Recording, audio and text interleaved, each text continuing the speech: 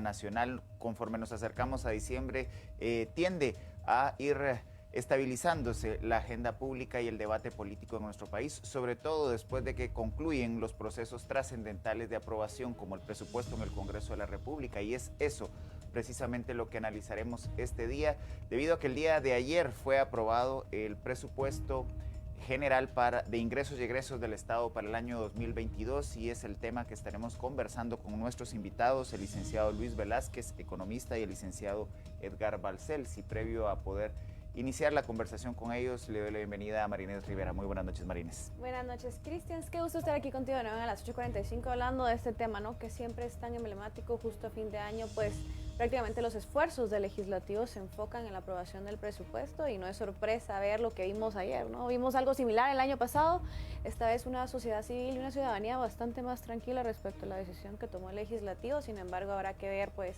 qué efectos puede llegar a tener este nuevo presupuesto. Y eso es precisamente lo que estaremos conversando con nuestros invitados, a quienes ya hemos presentado y a quienes le damos la más cordial bienvenida. Buenas noches. Buenas noches. Buenas noches, Cristian y María Inés. Un saludo para ustedes y a la audiencia nacional y a los hermanos migrantes. Buenas noches. Un saludo, Cristian, María Inés, mucho gusto. Licenciado doctor Velázquez. Un saludo también, doctor Alfredo Balcells. Sí, gracias. Buenas noches a ambos, qué gusto tenerlos de verdad aquí con nosotros. Gracias por acompañarnos. Licenciado Velázquez, pues para arrancar con usted, un poco respecto a sus primeras impresiones de lo que sucedió ayer en el Congreso, de la aprobación de este presupuesto 2022. María Inés, tenemos que hacer un análisis frío, un análisis pragmático, objetivo. Este presupuesto es peor de lo mismo. Realmente no tiene un criterio técnico porque debió derivarse de un estudio de sostenibilidad, factibilidad para el corto, mediano y largo plazo. Debió evaluarse la calidad del gasto, la calidad de las inversiones del año 2020. No se debió haber hecho un enfoque político, debió haber privado un criterio financiero, un criterio económico, un criterio técnico, un criterio que responda a las necesidades del país, de la población, a lo que la ciudadanía está esperando. Y además, no tomaron en cuenta el contexto internacional, que está muy complicado por la inflación. Ya hemos visto que está en otros países, por ejemplo en Estados Unidos, más del 6%, la peor crisis inflacionaria de los últimos 30 años. En México, nuestro vecino, la peor crisis inflacionaria de la historia, los altos precios internacionales de los fertilizantes, el desabastecimiento de materias primas, materiales, el incremento de los precios internacionales del gas, los combustibles, los incrementos en los precios de los contenedores, de los buques. Y recordemos que no hemos terminado de pasar esta crisis de la pandemia del coronavirus. En fin, hay un contexto económico mundial complicado, y endeudarnos mucho más, un presupuesto que está desfinanciado por más del 30%, definitivamente no nos lleva a ningún lugar. El presupuesto que hoy está haciendo de más de 106,000 millones de quetzales debió haber sido de 76,000 millones de quetzales, es decir, que no debimos haber contraído más deuda, no debimos haber asignado más presupuesto para gastos y funcionamiento, porque recordemos que cerca del 80% de este presupuesto se está yendo para gasto, un 15%, 18% se está yendo para inversión, y el remanente se va para temas financieros. Entonces, bajo este contexto que ya he indicado, este presupuesto a lo que nos lleva es a ser un país mal administrado, a ser más pobres, a endeudarnos más, a manejarse clientelarmente, políticamente, porque recordemos que el año entrante es un año ya preelectoral y definitivamente no nos soluciona absolutamente nada.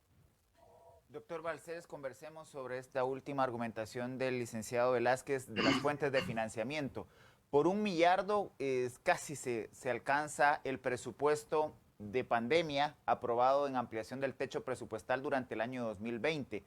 Un monto que fue financiado por lo menos en 10.000 millones de quetzales por deuda pública, apelando al 133, a la cláusula del 133 que permite al Banco Central prestarle al gobierno de Guatemala.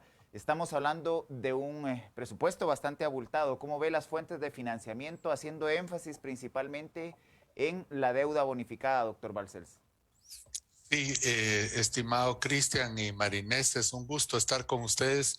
Ya en una oportunidad habíamos hablado del anteproyecto de presupuesto y aparte de esa preocupación que es latente, hay fuentes de financiamiento que parecen todavía extrañas y no se da a conocer bien a la población cómo está esa situación de la que indicas viene de la pandemia, porque los diputados de oposición, concretamente el diputado Barreda, ha estado hablando sobre una situación de caja extremadamente alta, cerca de 28,000 millones de quetzales que hay en rubro de caja, que no se sabe bien si es parte de la ejecución regular del presupuesto de este año y que se va a gastar en su mayor parte, porque también en el Ministerio de Finanzas se ha hablado de que se va a llegar a una ejecución cerca del 90%.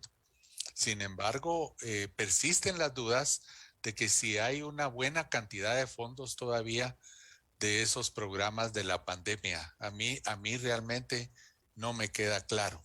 Y por ello veo un Ministerio de Finanzas conjuntamente con su primo hermano, el Banco Guatemala, que le ayuda en ese optimismo y que están planteando una meta de recaudación tributaria que incluso se incrementa en la discusión en el Congreso y se indica que va a llegar a los 76,000 millones de quetzales. O sea, de 64,000 que estaría cerrando este año, va a tener un salto de 12,000 millones. Es algo nunca visto en la historia democrática de este país.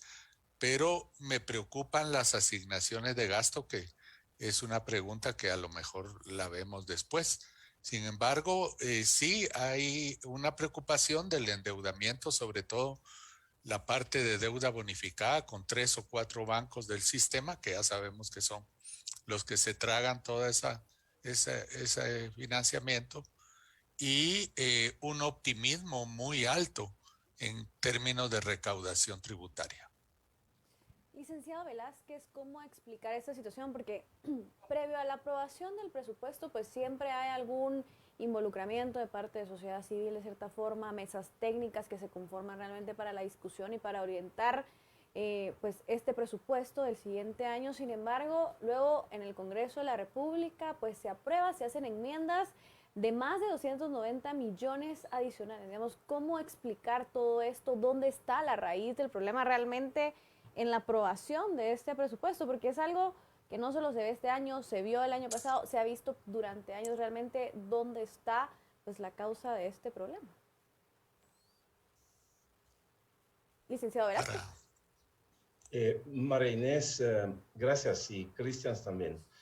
Recordemos que el Congreso es eminentemente político y ahí es donde llevan a cabo negociaciones de última hora para que se den este tipo de enmiendas que usted ya ha indicado. Por ejemplo, en el tema de consejos de desarrollo, de 2.6 mil millones sube a 3.100 millones aproximadamente. Y esos prácticamente son premios políticos, son piñatas. Definitivamente estamos a favor del desarrollo de las comunidades, estamos en favor de la participación ciudadana a través de la ley de consejos de desarrollo, si privara un criterio técnico, pero muchas veces a los COCODES, a los comunes, a los CODEDES, se les hace firmar un acta de algo que no saben ni qué están firmando. Entonces, esos montos que se negocian a última hora son definitivamente para negociar prácticamente la aprobación del gran paquete. pero también hay negociaciones de última hora en los recursos que se les dan a las ONGs. La pregunta es, ¿por qué le vamos a dar un centavo a las ONGs? Las ONGs no deberían de recibir absolutamente ningún centavo. Si alguien tiene una su ONG, está en su derecho legítimo en ley y financiarla a él en lo personal o sus empresas o buscar patrocinios y declararlo ante las autoridades competentes. Pero no podemos financiarlo como se está haciendo en este momento. Vemos, por ejemplo, incrementos en los gastos del presupuesto del Congreso de la República en más de 38 millones de quetzales. ¿Para qué? Para pago de financiamientos, más plazas, etcétera. Estamos haciendo todo lo contrario a lo que la crisis nos está demandando y a lo que haríamos en nuestras empresas. Desde el año pasado, que empieza la crisis del coronavirus, empezamos a bajar costos, revisamos los gastos, vimos cómo optimizar, bajar endeudamiento, buscar periodos de gracia, negociaciones a más largo tiempo, pero desde un punto de vista ratifico financiero, económico, y en un contexto internacional como el que estamos, prácticamente el país está haciendo las cosas al revés. Es ahí donde hay que llamar a un liderazgo en los sectores políticos, económicos, de las iglesias, de los medios de comunicación, de las universidades, de los pueblos indígenas, de que hay que discutir realmente lo que está pasando, porque la deuda, por ejemplo, del país ya está sobrepasando los 207,000 millones de quetzales. Vemos que hay una curva ascendente en el endeudamiento, vemos que el gasto sigue para arriba, vemos que la inversión viene para abajo y vemos que el pago de deuda y gastos financieros va para arriba. Definitivamente así no vamos para ningún lado. Si todo este presupuesto fuera para inversión real que se manejara con un presupuesto con orientación a resultados, con indicadores, con KPIs, con balance scorecard, con un tablero de comando, y viéramos autopistas de 6 carriles, viéramos hospitales bien abastecidos, viéramos puertos y aeropuertos en excelente funcionamiento, pues pudiéramos decir, endeudémonos 3 veces más, porque es para una inversión que va a generar un mejor resultado. Pero en este caso, definitivamente, es un dinero que se está perdiendo, que nos está endeudando, que no resuelve los problemas del país y que no va en función de la ingobernabilidad que se ha estado dando y que se vislumbra para el año siguiente. Claro está que hay grupos que se dedican también a desestabilizar el país y hacen los bloqueos, como los temas de Codeca, y otros grupos que están al margen de la ley, pues que deberían de ser denunciados y procesados conforme a la ley. Doctor Balcells, para comernos el elefante a pequeños mordiscos, iniciemos reflexionando en torno a la asignación de más de 3 millardos hacia el sistema de consejos de desarrollo urbano y rural. Una inversión micro que es muy dispersa, que no responde a una articulación, una planificación y que contribuya de manera decidida al desarrollo de los territorios. ¿Cómo entender esa asignación que incrementa más de 500 millones hacia este rubro? Sí, en efecto, yo siempre he dicho de que en el análisis que se va haciendo anualmente y que se va agudizando, es un presupuesto que se fragmenta demasiado. Por ejemplo, en el tema de los consejos de desarrollo, algunos medios hablaron de que se permitirían una serie de asignaciones y aperturas para proyectos de arrastre. Eso es bien natural cuando se trata de un proyecto de inversión, porque es imposible que se pueda ejecutar todo en un año. Sin embargo, hay una gran cantidad de proyectos a los que es casi imposible darle un monitoreo, y hay una norma, porque es una gran cantidad también de normas y articulados. Figúrense que, por ejemplo, tan solo el de la ampliación de la meta de recaudación tributaria, que es una adición que se le hace de 1.947 millones de quetzales está en el artículo 126. Y en otro artículo posterior, ahí por el 135, dice que en la primera reunión del CONADUR del próximo año se va a aprobar el listado de proyectos. Cuando uno ve por televisión o por el YouTube las reuniones de CONADUR, uno no visualiza que ahí se tengan los listados concretos de tales proyectos. Y es ahí donde se comienza a producir un gran relajo en el seguimiento y la ejecución de esos proyectos. Yo creo que hay que hacer ya un alto en el camino y una reestructuración muy importante de eso. Sin embargo, también los montos están demasiado fragmentados y se despedazan en pequeños montos. Por ejemplo, esta adición de 1947 se reparte en más de 25 instituciones. Por ejemplo, se le dan 600 millones al programa de alimentación escolar.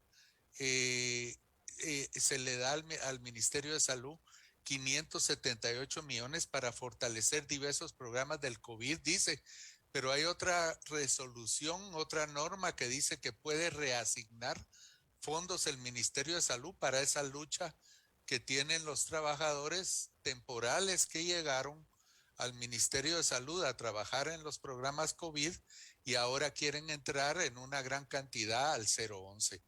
Yo lo que veo, Cristian, se está aproximando una crisis muy grande de la burocracia pública. El Montepío de los trabajadores públicos está quebrado, hay un aporte de más de 4,000 millones de quetzales que tiene que dar el Ministerio de Finanzas. Los pactos colectivos, no se tiene claro si ahí está todo el ya prevista la negociación que está haciendo los sindicatos del Ministerio de Educación con la ministra, que no se tiene claro. Se permiten reasignaciones de estos fondos COVID, pero seguramente irán a parar a la burocracia que está pujando a entrar a un 011, que es la plaza permanente en el Estado. Pero hay una serie de asignaciones que a mí me llaman la atención. Por ejemplo, la Universidad de San Carlos como un todo debiera negociar su presupuesto precisamente para irlo planificando. Sin embargo, ahí se nota que los diputados distritales y la romería que se va dando en el Congreso, porque se da una asignación ya amarrada, por ejemplo, para el CUNOC, que es el Centro Universitario de Quetzaltenango, por 20 millones. Y eso es un ejemplo de cómo se va despedazando el presupuesto, porque también en esa asignación de los 1.947 millones se le dan 50 millones de quetzales a la Contraloría de Cuentas. Uno se pone a pensar cómo lo pidió la Contraloría de Cuentas, cómo entra toda esa serie de demandas. Y hay una gran cantidad aquí de, por ejemplo, centros de salud muy específicos en San Cristóbal, Totonicapán, por 15 millones. O sea, uno se pregunta, cabal lo que dice Luis, pareciera ser que no hay una planificación, porque cuando uno ve un país desarrollado, por ejemplo, el caso ahorita de Estados Unidos, que su gran ampliación presupuestaria, uno sabe que va a infraestructura de puertos y aeropuertos, va hacia la banda ancha del Internet y a los centros de cuidado propuestos por la vicepresidenta Kamala Harris, o sea, toda la infraestructura del cuidado y la protección social, pero son pocas prioridades. Aquí lo que vemos es un despedazamiento completo del presupuesto. Van 10 millones a la defensa pública penal, al INGECOP, que siempre está en trapos de cucaracha, y así a la Federación de Cooperativas de las Verapaces,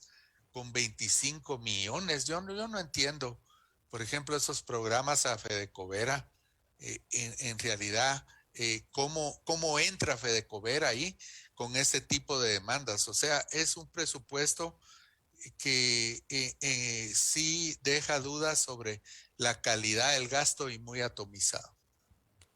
Licenciado Velázquez, que es en este escenario justamente que ya mencionaba el doctor Balcells, ¿qué escenario nos puede esperar? Sobre todo considerando que pues nos seguimos endeudando, pero no nos estamos endeudando ni siquiera por las razones correctas, ¿no? Todo el gasto público se está enfocando en temas de funcionamiento, como usted ya bien hacía referencia al inicio de su intervención. Entonces, ¿hacia dónde va el país si pues realmente el endeudamiento se está enfocando y se está yendo hacia donde no debería irse? María Inés y Cristian, vamos hacia una crisis más aguda. Doy un ejemplo. Ministerio de Educación tiene 20.608 millones de presupuesto asignado. Para funcionamiento van 20.317 millones. Solo queda 291 millones para inversión. Eso quiere decir que ese dinero está yendo prácticamente para pagos de los pactos colectivos. Eso definitivamente, si analizamos rubro por rubro, la educación viene para abajo. ¿Por qué? Porque los educandos, cada vez hay alrededor de unos 50,000 nuevos educandos que están entrando a la primaria, hay que sumarle los que entran a la secundaria, etcétera. Y hay demandas en las 33,000 comunidades de centros educativos de calidad, que tengan internet, que tengan computadoras, que tengan laboratorios, pero eso no se da. En la mayoría de lugares del interior, las empresas inclusive están pagando maestros, las municipalidades están pagando maestros. Y así como decía Cristian, si fuéramos comiéndonos el elefante parte por parte, cuando vamos analizando rubro por rubro, esto definitivamente no responde a las necesidades y a las brechas en educación, a la brecha digital que tenemos y por supuesto a la brecha cuando hacemos la combinación de la educación y el tema digital, las TICs. Si agarramos otro tema, por ejemplo, el Ministerio de Agricultura, recordemos que cerca del 67% de la población está en el área rural, pero solo tenemos alrededor de 250 millones de quetzales de inversión. ¿Qué va a pasar si ahora los fertilizantes están, el año anterior, por ejemplo, un quintal de fertilizante costaba unos 180 quetzales, ahora vale 350? Los campesinos van a poder utilizar únicamente la tercera parte. ¿Y cómo van a hacer ellos para tener su cosecha? ¿Cómo van a hacer para tener su comida? Y tenemos 1 de cada 2 niños en desnutrición. Entonces, definitivamente, esto no va a ningún lado.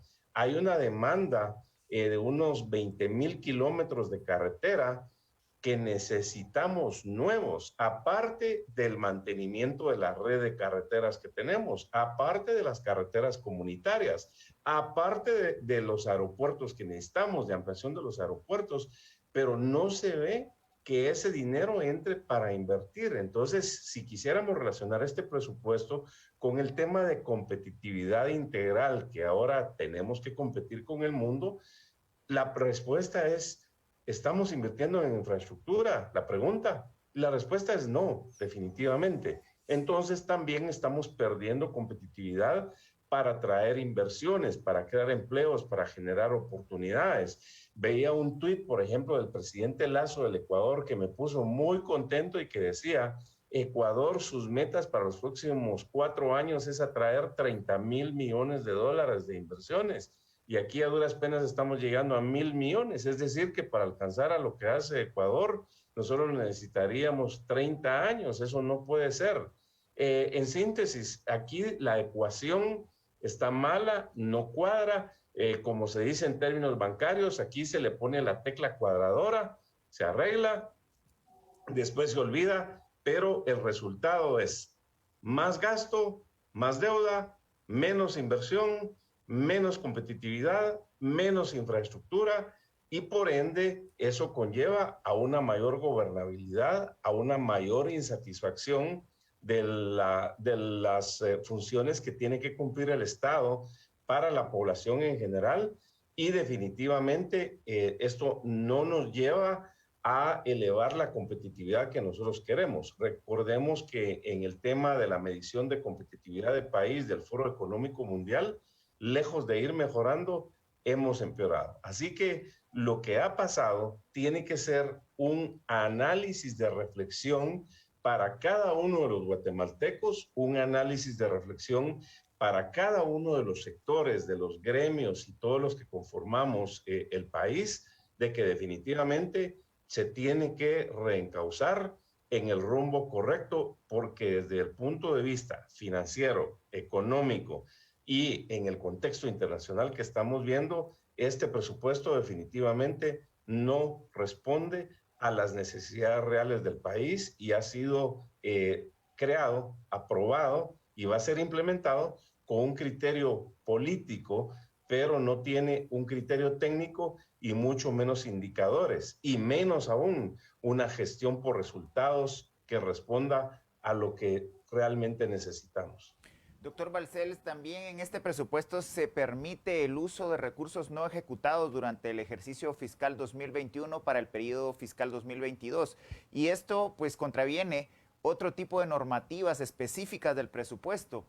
Se puede estar incurriendo en una reforma cruzada de leyes que permiten este tipo de acciones. Es que el problema que tiene esta forma de presupuestar resulta ser que la inversión pública que se asigna es imposible ejecutarla en un año, Cristian. Por ejemplo, yo estaba viendo en el listado de proyectos de inversión que tiene el anteproyecto de presupuesto, el caso de Chiquimula. Para la municipalidad de Chiquimula, el municipio de Chiquimula están asignados en el presupuesto 15 millones para saneamiento. Son los famosos proyectos de alcantarillado, en donde yo, estando hace poco en Chiquimula, oí que el alcalde y el consejo municipal acaban de comprar un terreno precisamente para tratamiento de aguas, etcétera. Es imposible tener una visión anual en un ciclo de proyectos que es multianual. Y es algo que yo realmente no me explico lo que ahí sucede.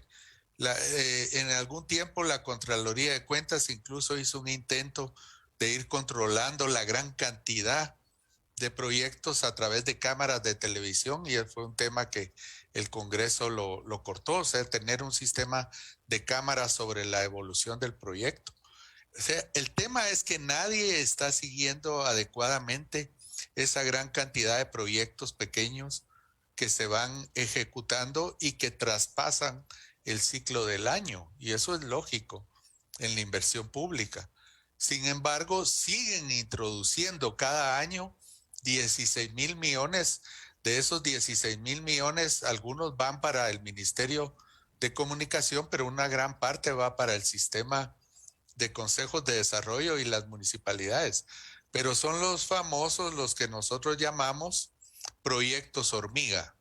O sea, en pocas palabras, son proyectos chuecos, pues, proyectos demasiado primitivos para la complejidad que tienen algunas municipalidades. Entonces es una gran cantidad de proyectos atomizados que traspasan el año y se quedan como proyectos de arrastre. Igual sucede con el Ministerio de Comunicaciones, Obras Públicas y Transporte y Vivienda.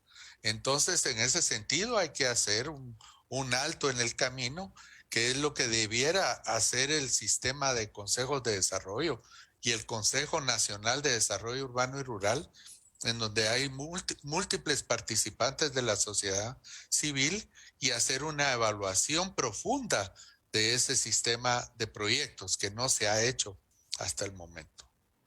Licenciado Velázquez, y justo en el tema de planificación, digamos, ¿cómo ve usted ese aspecto? ¿Existen problemas estructurales desde la planificación en la asignación de estos recursos públicos? Digamos, al momento de asignar esos recursos, ¿qué sucede? Bueno, estructuralmente hay toda una metodología, hay normas, políticas y procedimientos. La estructuración de un presupuesto, en este caso del año 2022, por ejemplo, arranca desde marzo, cuando Segeplan hace toda una convocatoria para la elaboración del POA, es el plan operativo anual, que se circulan todas las normas a las municipalidades, a las entidades centralizadas, descentralizadas, autónomas, semiautónomas y a las distintas entidades del Estado, y donde cada entidad empieza a elaborar su presupuesto rubro por rubro y hay un criterio técnico. El asunto es que todo esto después llega al Ministerio de Finanzas, se hace una consolidación y ahí empiezan obviamente ya algunos criterios políticos. Luego se envía al Congreso y definitivamente ahí es donde ya se convierte en un criterio eminentemente político, que aunque pudiera ir algo bien estructurado técnicamente, definitivamente pues ya hay temas de negociaciones que hemos hablado. Si me aprobas tanto, entonces yo estoy dispuesto a aprobarte a ti tanto. Entonces, incluíme tal rubro o tal obra. Aquí la pregunta de fondo es ¿qué deberíamos de hacer? Bueno, lo primero que tendríamos que tener es definitivamente que las autoridades tengan una voluntad política, una decisión realmente de que prive la inversión en calidad, el gasto que se minimice y que obviamente también sea un gasto de calidad, porque tampoco lo podemos eliminar a cero, pero también que vaya acompañado de medidas de control, de medidas de implementación a través del sistema de la contabilidad del Estado, a través de una fiscalización. Por ejemplo, la Contraloría General de Cuentas aquí juega un papel muy importante para transparentar y que no hayan obras que se paguen dos veces, que no hayan obras que estén pagadas un 40% más, que no se compren jeringas o guantes o medicamentos con sobreprecios de hasta un 350%. Eso no puede ser.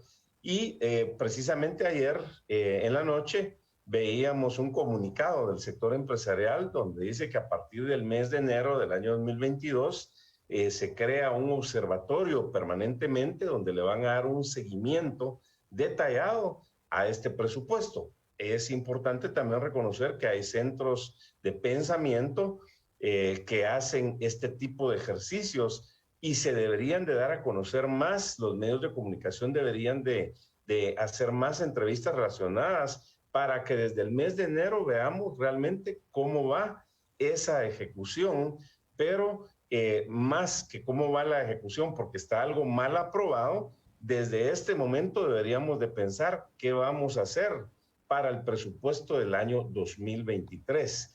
Y ese qué vamos a hacer arranca precisamente desde marzo, porque tenemos que cambiar ese esquema al cual hacía referencia el doctor Edgar Balcells, porque si seguimos haciendo lo mismo, vamos a obtener exactamente los mismos resultados. Hoy, esta entrevista, si la hubiéramos hecho hace 5 años, casi que tendría el mismo estilo. Y si no cambiamos nada y hacemos esta entrevista dentro de 10 años, vamos a estar hablando de los mismos problemas, pero definitivamente más graves. Entonces, en síntesis, María Inés, no puede seguir esta situación y ya cuando estemos en la parte final, pues yo quisiera hacer algunos planteamientos también, seguramente los tendrá el doctor Balcells, porque no es una crítica per se, es una crítica con propuesta, algo que tiene que ayudar a construir y que ayude también a ilustrar a los distintos sectores, que ha llegado el momento de ponerle un hasta aquí. Porque si este fuera el presupuesto de una familia, para hacerlo bien sencillo, y estaríamos hablando que en el año una familia que percibe 76,000 quetzales de ingreso familiar se quiere gastar 106,000 quetzales al año, pues definitivamente no se puede. Se va a sobregirar en 30,000 quetzales al año. Ese es un ejemplo sencillo. Y si este presupuesto, por ejemplo, se presentara a un banco y que nosotros queremos más financiamiento y queremos que nos evalúen como un buen cliente, definitivamente aquí nos dirían, usted es un mal cliente, está haciendo un despilfarro de los recursos que no tiene, se está endeudando más, está gastando más y definitivamente si usted sigue así, va a parar súper endeudado y va a quebrar.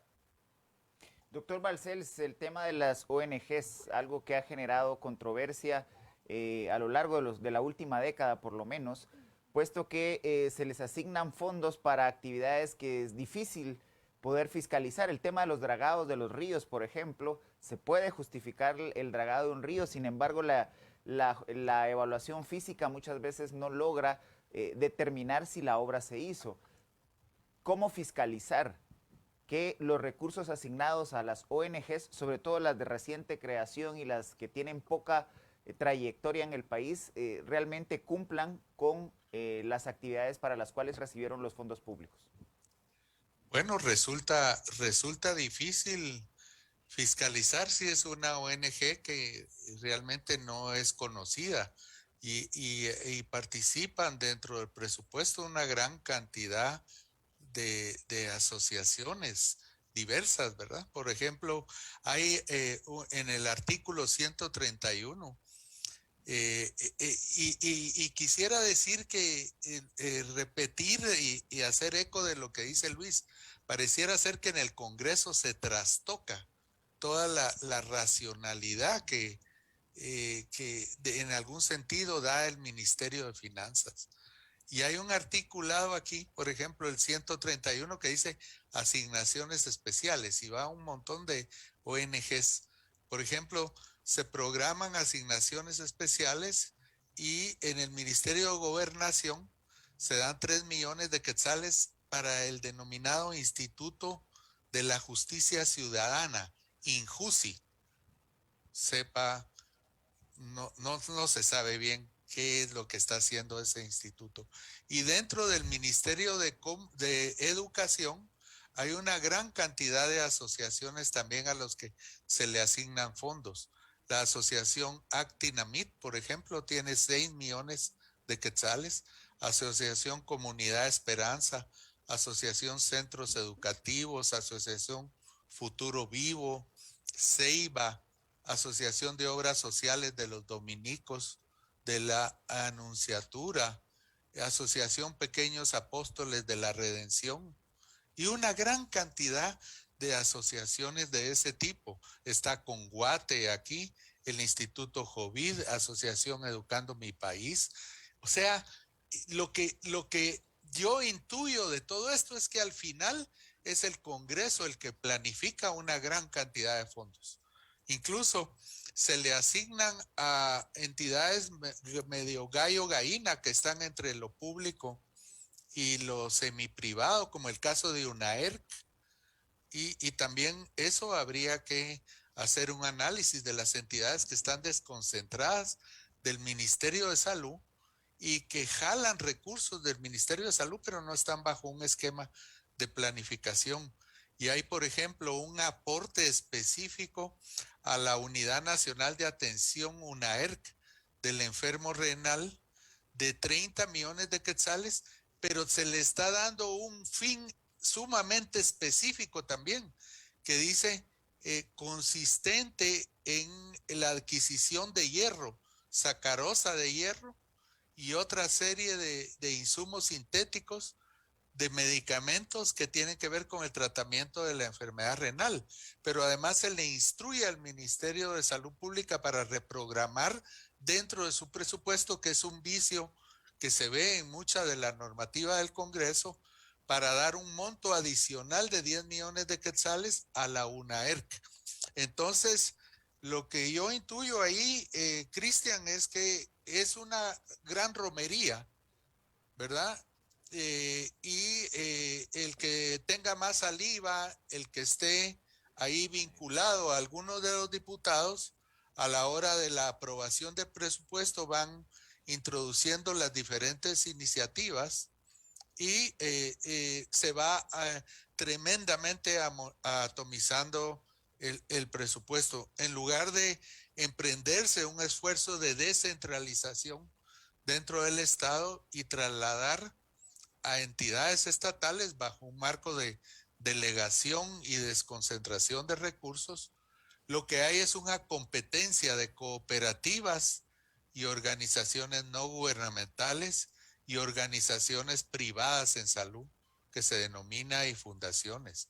Entonces, Yo sí hago un esquema de alta preocupación de que esto está haciendo una bola de nieve, de una ONGización y una serie de entidades desconcentradas que no están bien colgadas hacia la planificación ministerial, y una burocracia con pactos colectivos que va a existir un colapso en términos presupuestarios y una pésima calidad del gasto si no se hace una refundación de este proceso. Sí, manifiesto mi alta preocupación de ver lo que en el Congreso se hace y se trastoca del anteproyecto de presupuesto.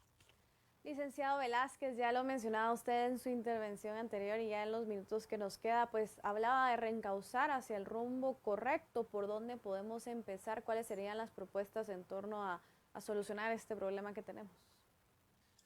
Sí, gracias, María Inés. Lo primero es querer realmente solucionarlo, porque si queremos solucionar este problema de verdad, de una forma objetiva, sin politiquerismo, sin pagos de deudas de campaña, eso se llama voluntad política. Ahí ya tenemos ganado el 80%. Pero ya técnicamente, lo que ya decíamos en un inicio, el presupuesto debe de hacerse derivado de un estudio técnico de sostenibilidad, de viabilidad financiera, económica, del contexto nacional e internacional para el corto, mediano y largo plazo. El siguiente punto es que evaluemos la calidad de las inversiones, la calidad del gasto del año corriente, es decir, en este caso, cómo vamos en la ejecución del año 2020 y que eso sea una base real, una base técnica de esa evaluación para aprobar el año siguiente. Otra recomendación es que debemos de reenfocar el presupuesto de los CODEDES, de los consejos de desarrollo, para que genuinamente respondan a las necesidades de las comunidades y no a temas eminentemente políticos. Otro aspecto es que debería de darse cero, óigase bien, ni un solo centavo a las ONGs.